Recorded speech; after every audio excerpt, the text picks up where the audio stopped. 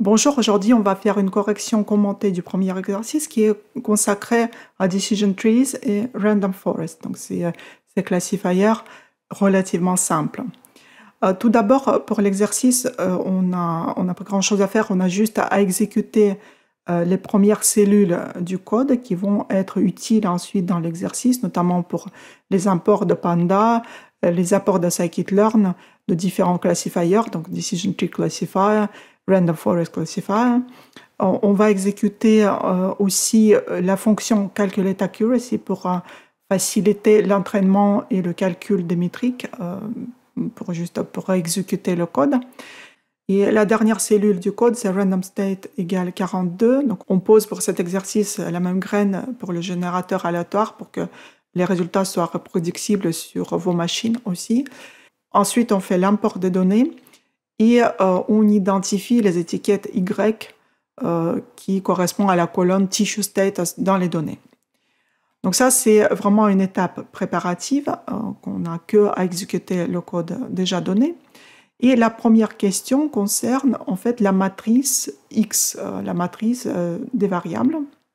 Donc dans cette question-là, on doit construire la matrice X avec toutes les variables disponibles dans le dataset. Comme on sait, dans la démonstration, donc l'exemple précédent, on a travaillé sur un seul gène et dans cet exemple, il vous faut travailler sur la totalité des gènes, donc 60 gènes. La première étape est alors de créer la matrice de données X avec les 60 colonnes. Pour cela, donc, il faudra extraire les 60 colonnes du dataset initial. Il y a plusieurs façons de faire. Vous pouvez utiliser la méthode Select dtypes number. Ça veut dire qu'on prend juste les colonnes qui sont numériques. Ou alors, une autre approche, c'est on peut utiliser la méthode drop et indiquer de quelle colonne on n'a plus besoin. Et là, on peut indiquer qu'on ne veut plus la colonne Tissue Status parce qu'elle est déjà dans le vecteur Y et on enlève cette colonne et on garde tout le reste. Les deux approches donneront la même chose. Donc, pour la solution, je vais utiliser Select dtypes et entre parenthèses number. Donc, je vais garder que les valeurs numériques. Donc, nous avons obtenu la matrice avec les données. Maintenant, en question 2, on doit créer un dataset d'entraînement de 3/4 et un dataset de test d'1/4. Dans la démo, c'était un tiers, 2 tiers, et ici, ça change un tout petit peu. Donc, c'est quasiment la même ligne. Il faut juste qu'on modifie la taille du dataset de test. Et on modifie, on met 1/4 dans cet exemple-là, et le tour est joué. Quelles sont les dimensions des matrices Xtrain et Xtest obtenues? Combien d'échantillons contient chaque dataset? Pour savoir ça, il faut calculer les dimensions des matrices Xtrain et Xtest, et on peut le faire avec la commande shape qui donne justement la taille du data frame. Donc on utilise xtrain.shape et pour le test, on utilise xtest.shape. On voit que dans le dataset d'entraînement, on obtient 603 échantillons et dans le dataset de test, 201 échantillons. Et dans chaque matrice de données, en fait, on a 60 colonnes qui correspondent à la totalité des gènes, donc 60 gènes. La troisième question consiste à créer, entraîner et visualiser un arbre de décision, Decision Tree, de profondeur 2 pour la totalité des gènes. Alors ici, c'est simple, donc on n'a que 2 lignes à exécuter qui sont déjà écrites. La première ligne permet d'instancier un classifier, donc Decision Tree Classifier, avec certaines options.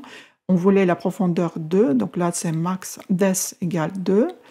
Random state, donc on réutilise le random state déjà défini précédemment. Et le critère, c'est la fonction perte qu'on veut utiliser. Donc on utilise ici l'entropie. On pourrait utiliser le critère Gini aussi. Après, on exécute notre fonction Calculate Accuracy qui permet d'entraîner le classifier et calculer les métriques. Donc là, on a récupéré tout et on voit que si on utilise 60 gènes, accuracy obtenue dans le dataset d'entraînement, c'est 1, donc on est à 100% de prédiction. Et dans le dataset de test, alors on est un tout petit peu moins bon, on est à 98% à peu près, si on arrondit. Il serait intéressant maintenant d'afficher le classifier, comment en fait il est construit à l'intérieur. Et pour cela, on peut utiliser la fonction plot tree. Donc là, on l'applique sur le classifier entraîné, trained classifier. Et ici, on doit donner les features names. Donc ça, c'est les features, c'est en fait les noms de gènes qu'on utilise. Et les noms de gènes sont en fait les colonnes de notre dataset d'entraînement. Ici, on peut mettre xtrain columns comme les noms de features. Les noms de classes, donc là, c'est déjà écrit, il n'y a pas besoin de modifier ça, mais c'est en fait les classes qui sont disponibles. C'est la classe normale et la classe tumorale. Alors la précision 2, c'est pour afficher quelle sera la précision après la virgule. Fill true, ça veut dire que les box vont être remplies de couleurs. C'est vraiment les options d'affichage qui ne sont pas obligatoires. Qu'est-ce qu'on obtient? Alors, on voit déjà graphiquement que la première règle qui est appliquée par le classifier se porte sur le gène UGP2 et le seuil, c'est 5,72. Donc, d'abord, on prend l'expression dans ce gène-là et on regarde est-ce que l'expression est supérieure ou inférieure à ce seuil-là. Si jamais c'est inférieur, à ce moment, on prend le deuxième gène qui s'appelle DHRS11 et on regarde en fait quelle est la valeur d'expression par rapport au seuil 5,33 de ce gène-là. Donc si c'est inférieur à ce seuil-là, alors on dit que la classe de l'échantillon c'est tumoral. Si c'est supérieur, ça va être la classe normale. De la même façon, donc si UGP2 à la racine était supérieur à 5,72, alors on passe dans la branche droite de l'arbre et on évalue la valeur du gène RNF43. Si c'est inférieur au seuil 4,72, alors on attribue la classe normale à l'échantillon, sinon c'est la classe tumorale. Donc voilà les règles qui ont été apprises par notre arbre de décision. Quels sont les meilleurs gènes prédicteurs identifiés par l'algorithme? C'est les gènes sur lesquels en fait, on fait les décisions. Le gène principal, c'est UGP2. Sinon, il y a deux autres gènes qui sont intéressants, le gène DHRS11 et RNF43. Donc ces trois gènes sont les gènes prédicteurs utilisés par notre modèle. Question 4. Calculer la matrice de confusion. La matrice de confusion, c'est une matrice qui mesure la qualité d'un système de classification. Chaque ligne de cette matrice correspond à une classe réelle et chaque colonne correspond à une classe estimée, la classe prédite. Un des intérêts de la matrice de confusion est qu'elle montre rapidement si un système de classification parvient à classifier correctement ou pas. Pour calculer la matrice de confusion, on va utiliser la méthode Plot Confusion Matrix. Et on va donner comme argument le classifier entraîné et le dataset de prédiction X-test avec les vraies étiquettes connues Y-test. Donc vous voyez la matrice de confusion s'afficher. En axe Y, on voit les étiquettes réelles et en axe X, on voit les étiquettes prédites. Si on regarde maintenant la première cellule qui est affichée en jaune, alors, parmi les échantillons qui sont en réalité normaux, notre classifier a identifié 96 échantillons correctement. Donc, ils sont prédits comme normaux. Par contre, il y en a 5 qui sont en réalité normaux, mais le modèle les a identifiés comme tumoraux. Donc ça, c'est une erreur. En fait, tout ce qui est sur le fond un peu violet, c'est les erreurs. Donc là, il s'est trompé sur 5 échantillons.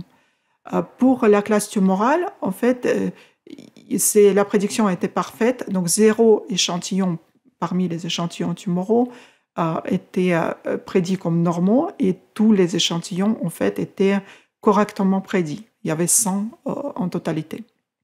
Alors, est-ce que le modèle prédit aussi bien les échantillons normaux que tumoraux? La réponse est non. Sur les échantillons normaux, il y a une erreur. Sur 5 échantillons, on s'est trompé. Alors que dans les échantillons normaux, la prédiction est parfaite. Notre algorithme est plus efficace pour les échantillons tumoraux que pour les échantillons normaux. Maintenant, on passe à la question 5. Créer un modèle de Random Forest avec 20 arbres et estimer ses métriques. Le modèle de Random Forest, en fait, c'est une forêt qui est constituée des arbres. Donc, c'est un assemblage de plusieurs arbres de décision qui travaillent ensemble. Le modèle de Random Forest va donner à chaque arbre une sélection de variables seulement. Il ne va pas donner toutes les données, mais une partie de données. Il va répartir les features d'une façon aléatoire. Il va donner les informations partielles à chaque arbre. Chaque arbre va entraîner séparément. Et après, pour chaque nouvel échantillon en prédiction, le Random Forest va demander l'avis à chaque arbre, et chaque arbre va dire « Ok, je pense que cet échantillon, c'est normal ». D'autres arbres vont dire « Non, cet échantillon, il est tumoral ». Et à la fin, il y a un vote et la majorité gagne. Ici, ce qui est proposé dans l'exercice, c'est créer une instance du classifier Random Forest et après remplir un peu ces options. MarkDes, il était déjà donné égal à 2, et nous, on doit identifier le nombre d'estimateurs. Ici, le nombre d'estimateurs, en fait, c'est le nombre d'arbres dans la forêt. Et on voudrait obtenir 20 arbres, donc le nombre d'estimateurs à mettre, c'est 20. Comme tout à l'heure, on exécute la méthode Calculate Accuracy, juste pour entraîner le modèle et calculer les métriques. Et pour ce modèle-là, eh bien, on voit le résultat. Nous avons obtenu 99,8% d'accuracy dans le dataset d'entraînement et 99,5% d'accuracy dans le dataset de test. Donc, ce classifier, il est beaucoup plus équilibré. Il y a moins de surapprentissage. Donc, dans le dataset de train et test, en fait, on obtient à peu près les mêmes chiffres. C'est plus stable. D'ailleurs, le Random Forest, c'est un modèle qui est connu d'être stable et sans trop de surapprentissage. Donc, c'est un bon modèle. Et on peut, bien sûr, pour ce modèle-là, calculer la matrice de confusion, comme tout à l'heure. On voit que la prédiction est plus importante, plus efficace. On se trompe sur un échantillon normal, mais sinon, la prédiction est quasi parfaite. Quel modèle est le plus performant, Decision Tree ou Random Forest?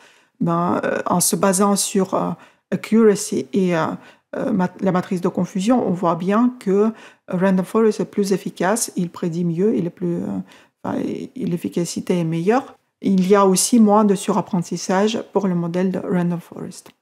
La dernière question, question 6, quelles autres métriques peuvent être utilisées pour un problème de classification? Donc, cette question, c'est plus pour vous faire découvrir différentes métriques. On a travaillé déjà avec Accuracy, on a vu la matrice de confusion, mais il existe plusieurs autres métriques possibles. Vous pouvez regarder dans la documentation de Scikit-learn quelles autres métriques sont disponibles. Il y en a plusieurs. Il y a Precision et Recall, donc c'est des métriques assez typiques pour un problème de classification. Il y a notamment la courbe ROC. Il y a la valeur AUC qui est disponible, etc. Donc, toutes ces métriques-là, vous pouvez vous en servir dans vos projets de machine learning. Donc ça, c'est juste pour une découverte. Pour pratiquer, je vous propose d'afficher la courbe ROC pour le modèle de Random Forest et on peut le faire avec la commande Plot ROC Curve. Dans l'exercice, on doit remplir les options. Estimateur, c'est notre classifier. Il doit être entraîné. C'est le classifier entraîné. X, c'est le dataset sur lequel on veut mesurer la métrique. Comme je vous ai déjà expliqué, la métrique se mesure typiquement sur le dataset de test et pas sur le dataset d'entraînement. On peut le faire sur le dataset d'entraînement juste pour notre information, mais le résultat final se calcule uniquement sur le dataset de test. Donc ici, l'option à utiliser, X égale X test. Et également pour Y, les étiquettes à comparer, c'est les étiquettes correspondantes, donc Y test. Puisque notre classifier Random Forest il fonctionne très très bien, il est quasi parfait, eh bien on a obtenu la courbe ROC qui est aussi quasiment parfaite.